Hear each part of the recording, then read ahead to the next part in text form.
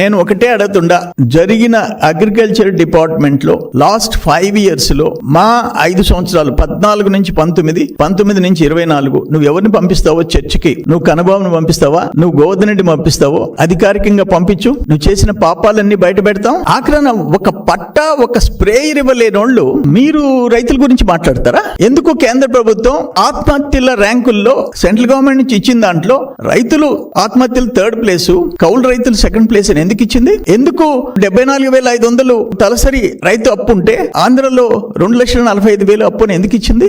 ఇవన్నీ central government తప్పులా, కేంద్ర ప్రభుత్వ సంస్థలు చేసిన తప్పులా? నువ్వు సమాధానం ఎప్పుడన్నా చెప్పావా? నువ్వు చెప్పలేదే.